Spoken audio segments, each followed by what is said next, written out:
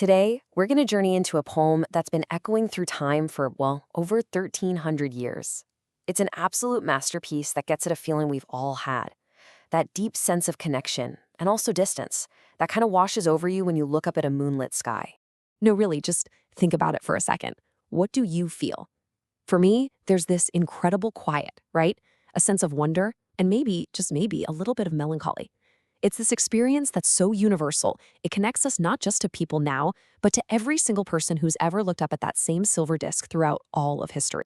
Well, there's a poem that captures this exact feeling. It's called Looking at the Moon and Thinking of One Far Away, and it was written way back in the 8th century by this really remarkable figure from China's Tang Dynasty, a poet and a government official named Zhang Jiuling.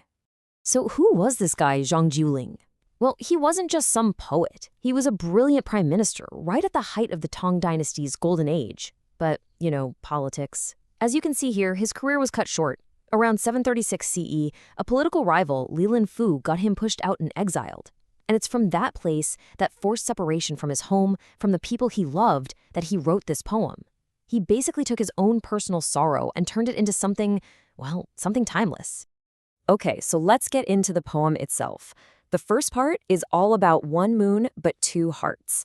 The poem just jumps right in, painting this scene that's both huge and incredibly intimate, all at the same time. Okay, let's really listen to these opening lines. First, the original Chinese. Just feel the music in the words. 海上生明月, which we can interpret as, over the sea, a bright moon is born. And then the second line, 天涯共此时. And in English, at the edge of the sky, we share this same moment. What's so incredible here is that huge shift in scale. I mean, the poem kicks off with this massive, almost cosmic image, right? The moon rising over this endless sea. But then, bam, in the very next line, it becomes so personal. That moon isn't just a rock in the sky anymore. It's a bridge. It's the one thing connecting two people who are worlds apart at the edge of the sky. And this really gets to the core idea of the poem, which is captured in this one Chinese phrase, 怀念. Now, you might be tempted to just translate this as missing someone, but it's so much deeper than that. It's more like the act of holding someone who's far away in your heart and in your mind. It's an active thing, this feeling. And that idea? That's the engine driving this entire poem. So after establishing that shared moment, the poet then zooms the camera way in, right into his own lonely room, where the night feels like it's being stretched out by his sadness. You can really hear the mood shift in these next lines. Listen. 情人怨遥夜. This translates to something like, the lover resents the long, lonely night. And it's followed by 静息起相思. Rising thoughts of you keep me awake till dawn. The word choice here is just so powerful. The term 情人 doesn't just mean lover. It means a person of deep, intense feeling. He's talking about himself. And that word yuan, resentment, it's not just sadness. He's angry at the night for being so long. And Jingxi nails down that this isn't just a fleeting thought. This feeling lasts the entire night, all night long. Okay, now we get to what I think is the real heart of the poem. This is where the poet stops just feeling and starts doing something, which leads to, well, one of the most beautiful and heartbreaking images in all of Chinese poetry. He writes, 灭烛怜光满, which means, I blow out the candle to cherish the fullness of the light, and then notice how the senses change. 披衣觉露滋, and draping my robe, I feel the chill of the gathering dew. I mean, look at this sequence of actions. It's so simple, but it tells us everything. He blows out the candle, gets rid of the artificial light so he can fully embrace the moonlight, because that's the real light, the one he shares with his loved one. Then he puts on a robe and steps out, and that cold dew he feels, that's a physical reminder of just how long he's been awake, just standing there, lost in thought.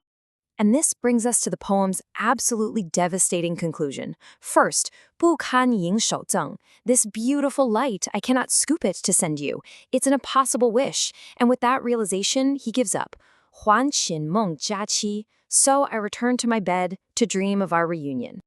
Just let that line sink in for a moment.